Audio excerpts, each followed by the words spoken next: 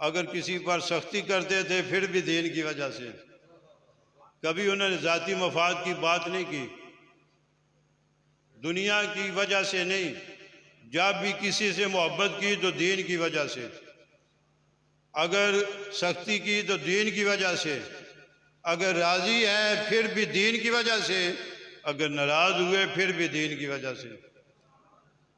کتب حدیث میں جو اللہ کے لیے محبت کرتا ہے، آپس میں اللہ کے لیے محبت کرتا ہے اور اللہ ہی کے لیے آپس میں دوستی کرتا ہے، اللہ کے لیے ناراض ہوتا ہے، کتب حدیث میں یہ حدیث موجود ہے۔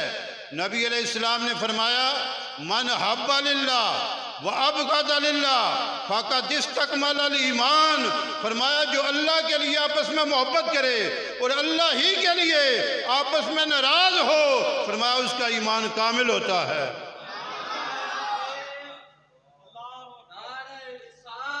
یا رسول اللہ، یا علی،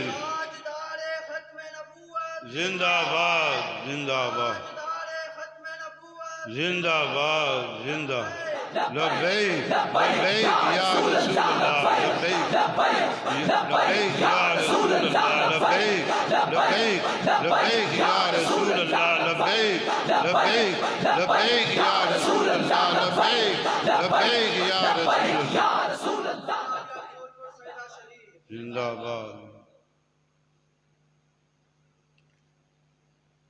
نبی کریم صلی اللہ علیہ وسلم کہ تمام صحابہ کرام، سابقین، اولین، مہاجرین، سارے صحابہ کرام،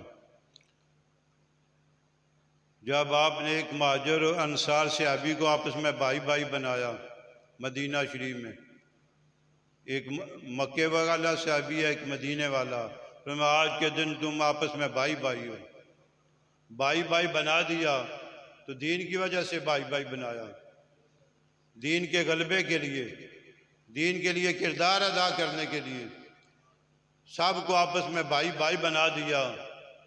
تو جب امام المشارق والمغارب حل المشکلات والنوائب الغالب علی کل غالب حضرت علی بن ابی طالب رضی اللہ تعالیٰ کی باری آئی، فرمایا میں نے ہر مہاجر، ہر انصاری صحابی کو آپس میں بھائی بھائی بنایا ہے۔ اے علی انت اخی فی الدنیا والآخرہ، اے علی تو دنیا میں بھی میرا بھائی ہے اور آخرت میں بھی میرا بھائی ہے۔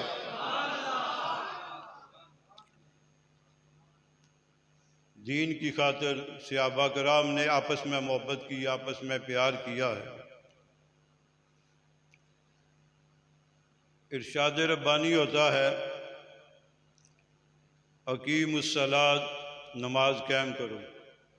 نماز ہر عاقل بالغ مسلمان پر فرض ہے، ہر عاقل بالغ مسلمان پر نماز فرض ہے۔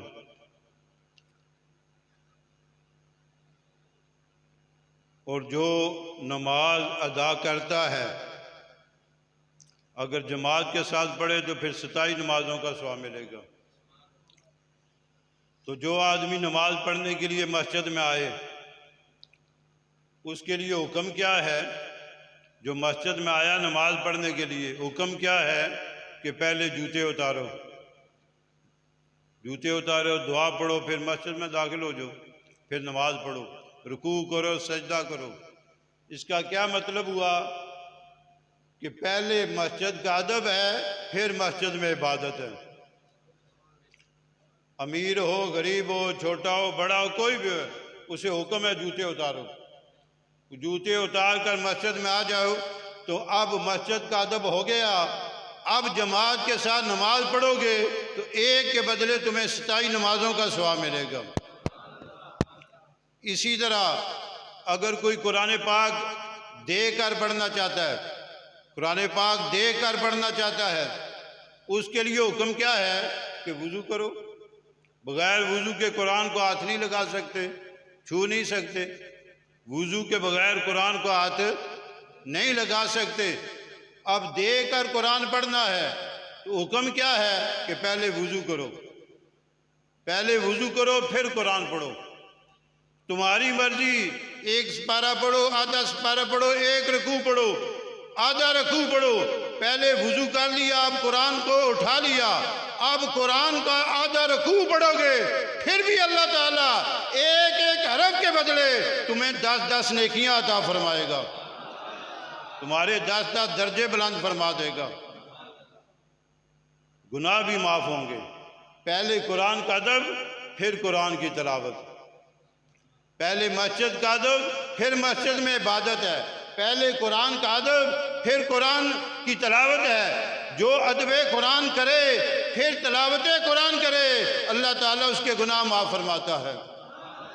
اب دنیا میں کلمہ پڑھنے والے لاکھوں کروڑوں لوگ موجود ہیں، دنیا میں کلمہ پڑھنے والے، نبی کریم صلی اللہ علیہ وسلم کا کلمہ پڑھنے والے لاکھوں کروڑوں لا تعداد لوگ موجود ہیں، لیکن یہ ضروری نہیں ہر کلمہ پڑھنے والا اپنے نبی سے وفادار ہو،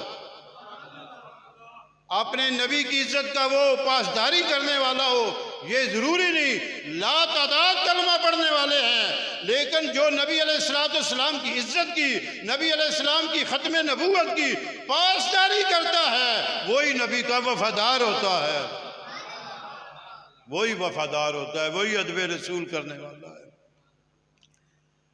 قرآن پاک آدمی سارا ترجمہ پڑھے، تفسیر پڑھے، حدیثیں پڑھے، ترجمہ پڑھے، عبادت کرے، جو مجھے معنی مفہوم سمجھ آیا، تمام اعمال صالحہ، تمام افعال حسنہ کی ادائیگی کا جو مقصد ہے وہ یہ ہے کہ مسلمان کو ادب کا خزانہ مل جائے، مسلمان کے پاس وفاداری آ جائے، مسلمان کے پاس پاسداری آ جائے۔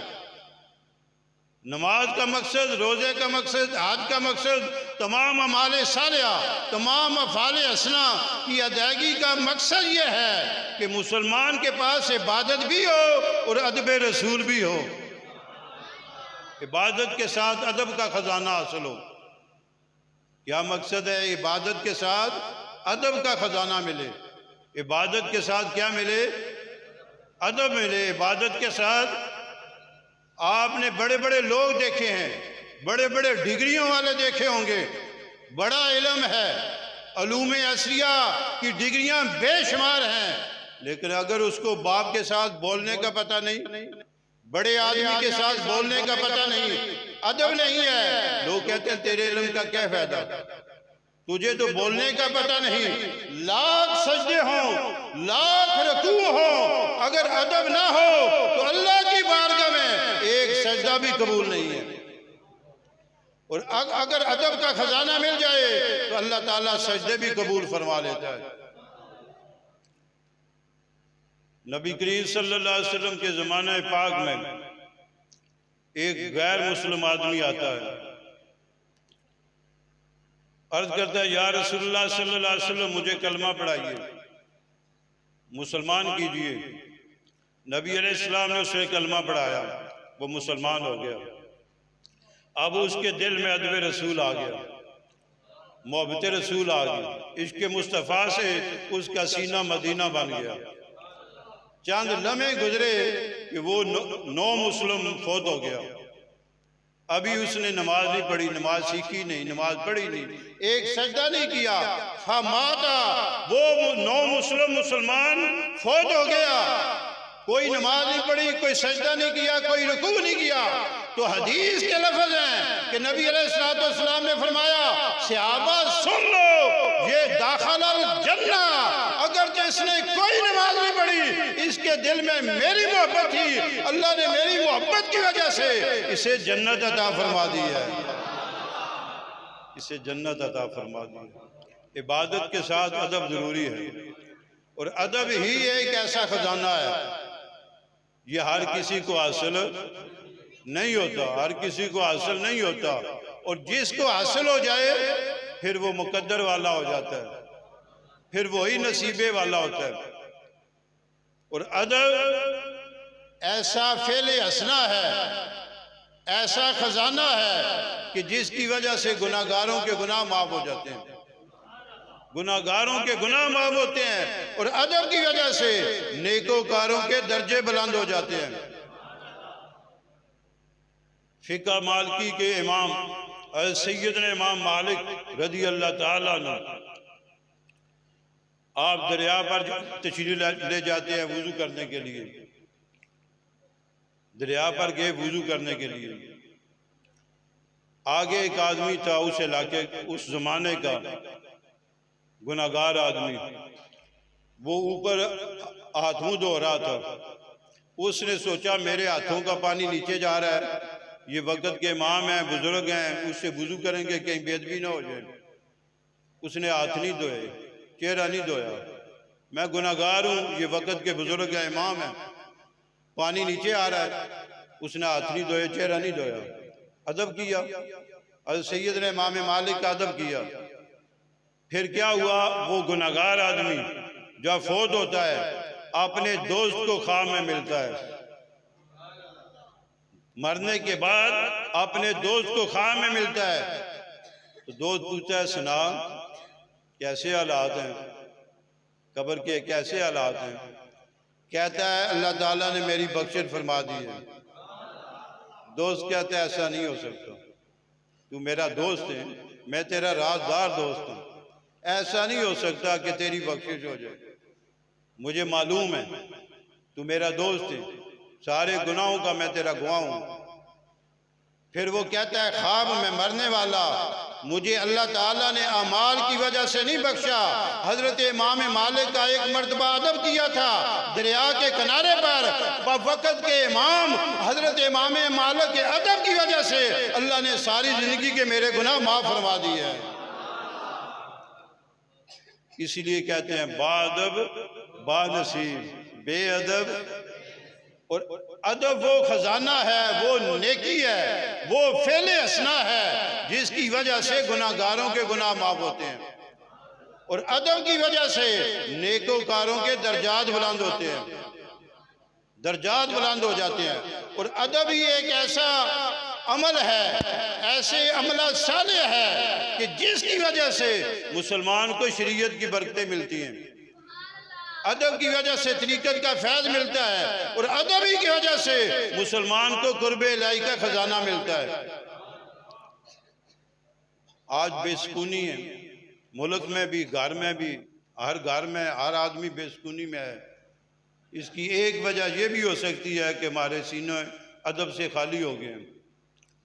اولاد کو دنیا جہان سے کہیں بھی سکون نہ ملے، اولاد کو دنیا جہان سے کہیں بھی سکون نہ ملے، وہ ماں باپ کو راضی کر لے اللہ سکون عطا کر دیتا ہے،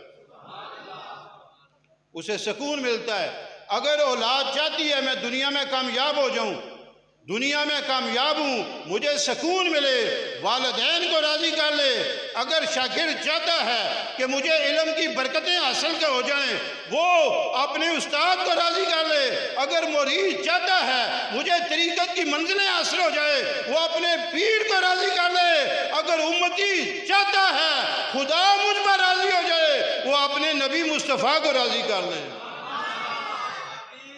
اللہ اکبر، یا رسول اللہ، یا علی، زندہ باد، زندہ باد، زندہ باد، زندہ باد، لبیک لبیک یا رسول اللہ، لبیک لبیک لبیک یا رسول اللہ، لبیک لبیک لبیک یا رسول اللہ۔ جس پر والدین راضی ہیں اسے سکون ملے گا، جس پر استاد راضی اسے علم کی برکتیں ملتی ہیں، جس پر پیر راضی اسے طریقت کا فیض ملتا ہے، اور جس پر آمنہ کا لا راضی ہو اسے خدا کا قرب ملتا ہے، اسے معرفت الہی کی چاشنی ملتی ہے۔ اس لیے ہم کہتے ہیں منزل ملی، مراد ملی، مدعا ملا، مل جائیں اگر حضور تو سمجھو خدا ملا۔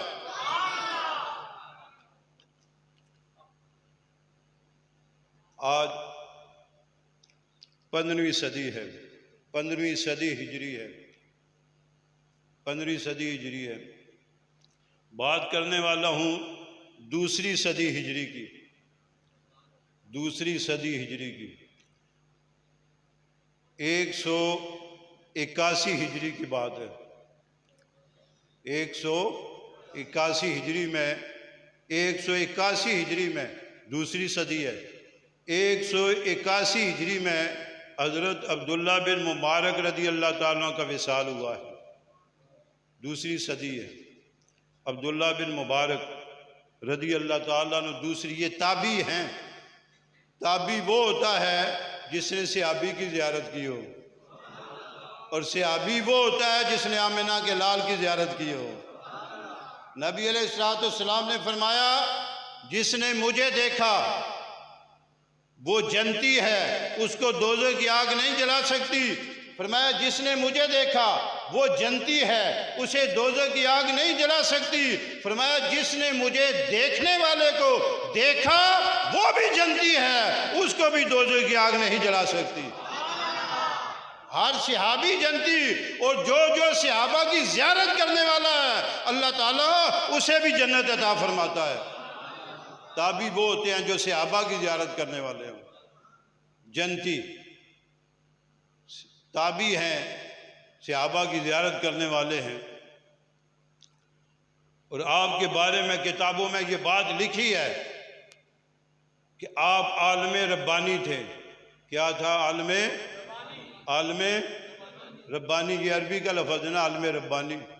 اس کا معنی مفہوم یہ ہے، عالم ربانی وہ ہوتا ہے جو دل کو دین کا کام کرے، دین کے لیے محنت کرے، مشقت کرے، تکلیفیں اٹھائے، اور قرآن پاک کی تعلیم و تربیت کے لیے محنت مشقت کرے، درس و تدریس کرے، اور رات کو نبی کریم صلی اللہ علیہ وسلم کی کچہری میں حاضری دے، اسے کہتے ہیں عالم ربانی۔ اور دوسرا لفظ بولا جاتا ہے حضوری بزرگ، حضوری ولی اللہ۔ حضوری ولی اللہ بھی وہی ہوتا ہے جن کو عبادت کرے، لوگوں میں زندگی گزار دے، رات کو نبی علیہ السلام کی کچہری میں حاضری دے دے۔ بڑے بڑے بزرگ ہوئے ہیں، حضوری ہے بزرگ۔ حضرت عبداللہ بن مبارک کے بارے میں کتابوں میں لکھا ہے یہ آپ عالم ربانی تھے، دن کو پڑھتے پڑھاتے تھے، رات کو نبی کی کچہری میں حاضری دیتے تھے۔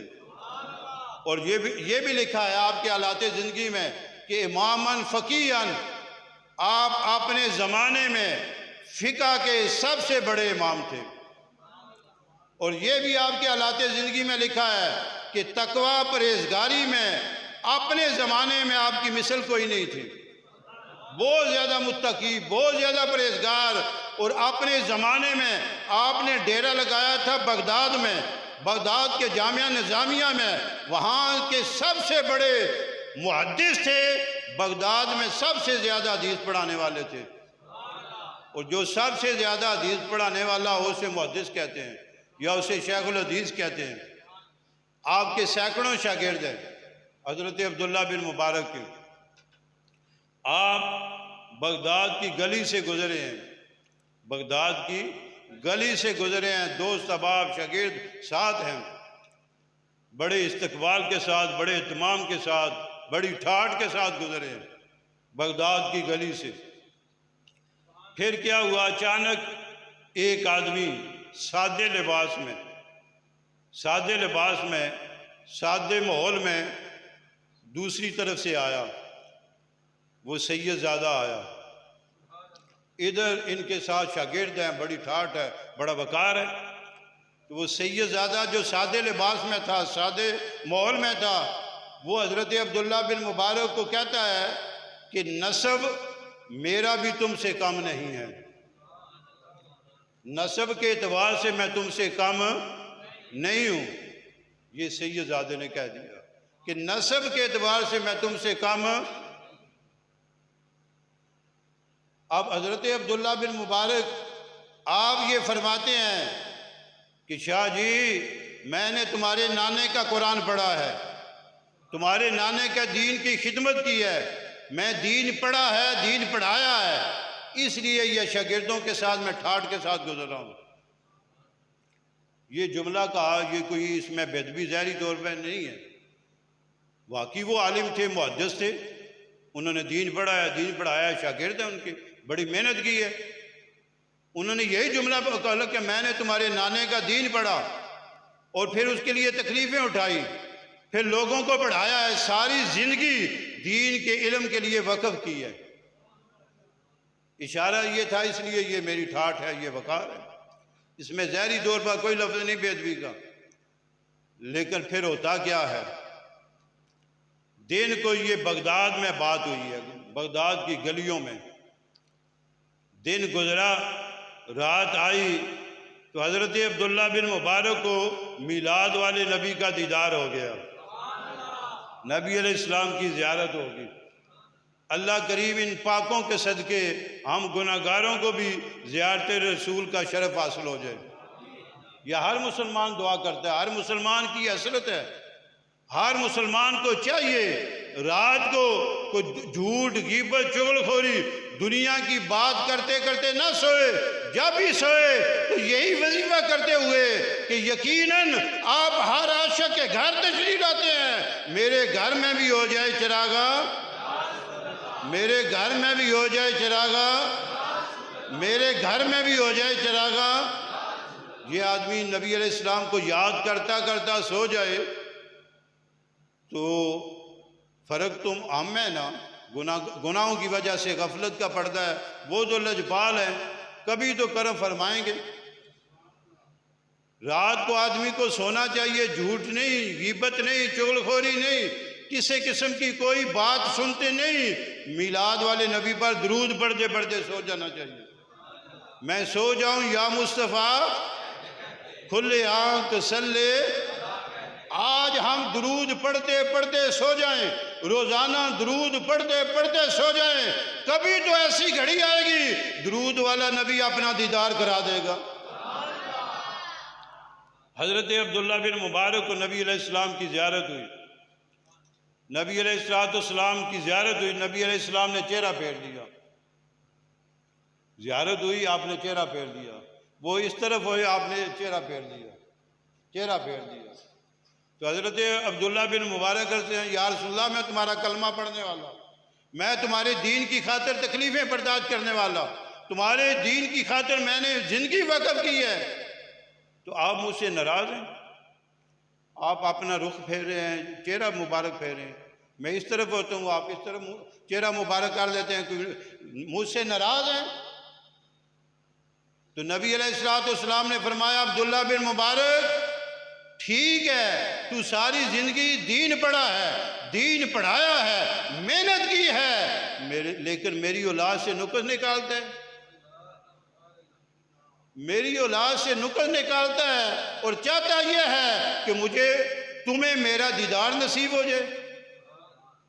اب دعوت فکر یہ ہے، یہ بات ہوئی تھی بغداد کی گلی میں دن کو، تو مدینے والے کو مدینے میں خبر ہوگی، کوئی فون تو نہیں تھا نا، کوئی اطلاع تو نہیں تھی نا، دن کو بات ہوئی، بات دن کو ہوئی، بغداد کی گلی میں بات ہوئی، مدینے والے کو مدینے میں خبر ہوگی۔ اس لیے اعلیٰ حضرت فرماتے ہیں بندہ مٹ نہ جائے اپنے آقا پہ، وہ بندہ کیا ہے، بے خبر ہو جو غلاموں سے وہ آقا کیا ہے۔ آج امتی کا کام ہے، اولاد اگر ماں باپ کی تابعداری کرتی رہے، کبھی اسے یہ کہنے کی ضرورت نہیں ہوتی ابا جی میرے لیے دعا کرو، شاگرد ہمیشہ تابعداری کرتا رہے، کبھی اسے کہنے کی ضرورت نہیں ہوتی کہ میرے لیے دعا کرو، مرید تابعداری کرتا رہے، اپنے پیر کی کبھی کہنے کی ضرورت نہیں ہوتی، امتی ہمیشہ نبی سے وفاداری کرتا رہے، ختم نبوت کے لیے تکلیفیں برداشت کرتا رہے، ناموس رسالت کے لیے اذیتیں برداشت کرتا رہے، جب آنکھ بند کرے گا آمنہ کے لال کا دیدار ہو جائے گا۔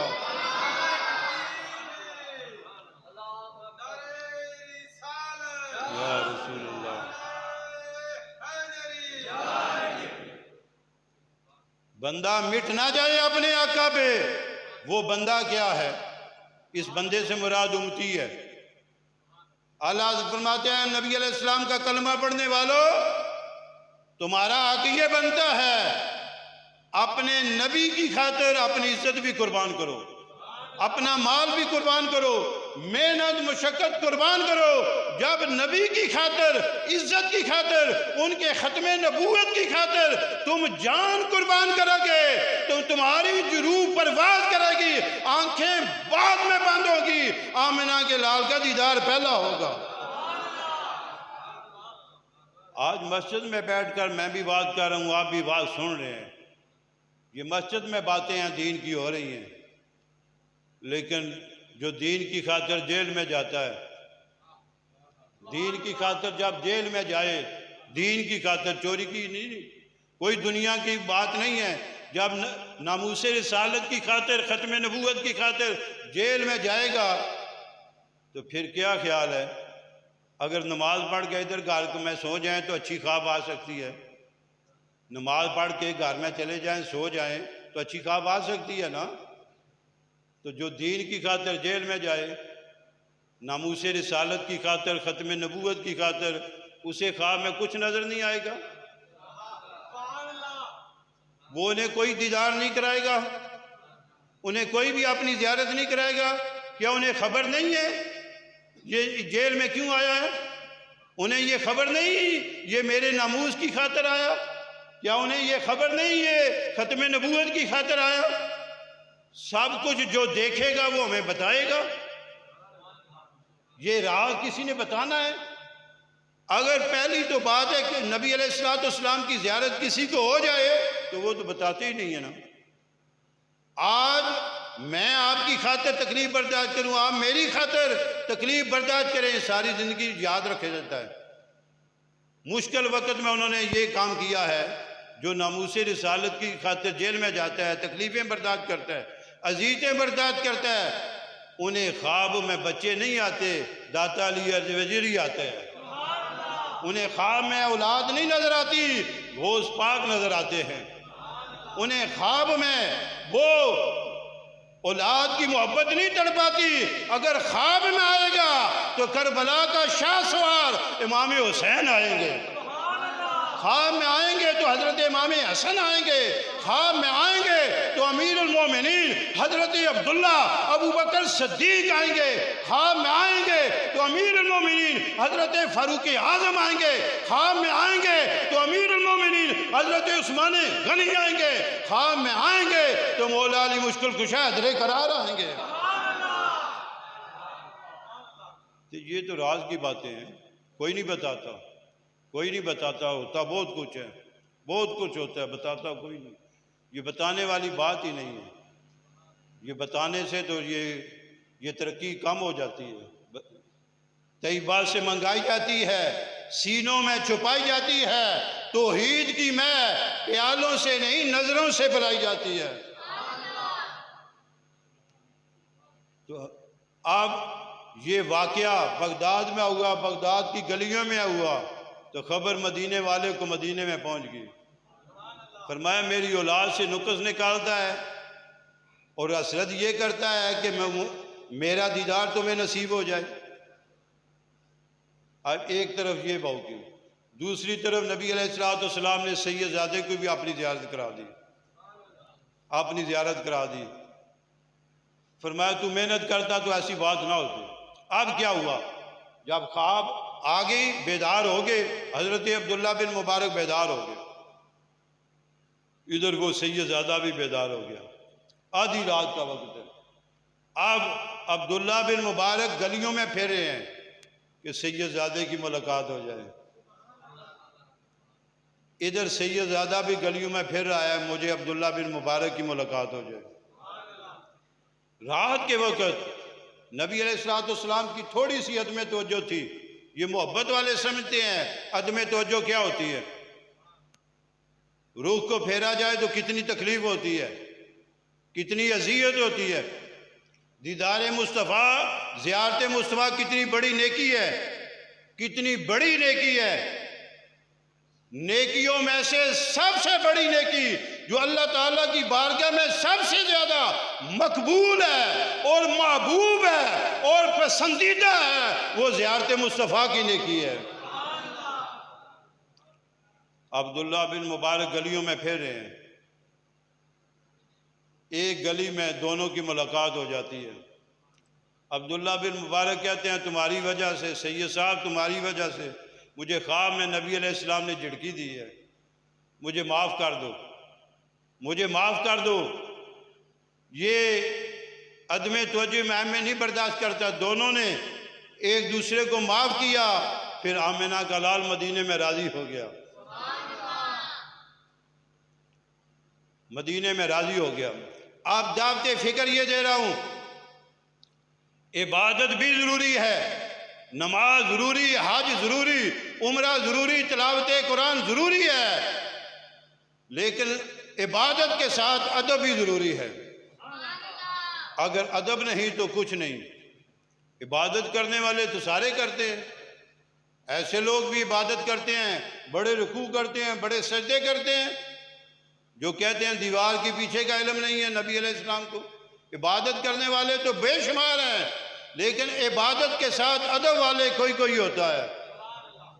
عبادت کے ساتھ اگر ادب سکھایا ہے تو غار ثور میں حضرت ابو بکر صدیق نے سکھایا ہے، اگر عبادت کے ساتھ ادب سکھایا ہے تو مولا علی مشکل کشا نے نبی کی آرام کی خاطر نماز قربان کر کے سکھا دیا۔ لوگوں، نماز کی قضا ہو سکتی ہے، ادب رسول کی قضا نہیں ہے، خدمت رسول کی قضا نہیں ہے۔ تو معزز سامعین، حضرت امام علی مقام امام حسین رضی اللہ تعالیٰ عنہ آپ صحابی رسول ہیں۔ حضرت سیدنا امام حسن رضی اللہ تعالیٰ عنہ علیہ السلام، حضرت امام حسین، یہ صحابی رسول ہیں دونوں۔ کیا ہیں؟ کیا ہیں؟ کیا ہے؟ صحابی رسول ہے۔ اور صحابی کی شان یہ ہے کہ قیامت تک آنے والا غوث قطب ابدال غیر صحابی کے قدموں کی جوتوں کی خاک میں نہیں ہو سکتا۔ جس کو کربلا میں امام حسین کے مقابلے میں لایا گیا ہے وہ تو بدبخت ہے، بد نصیب ہے، وہ بد نصیب ہے۔ امام حسین کے مقابلے میں اسے لاتے ہو، یہ یزید پلید ہے۔ امام حسین تو صحابی رسول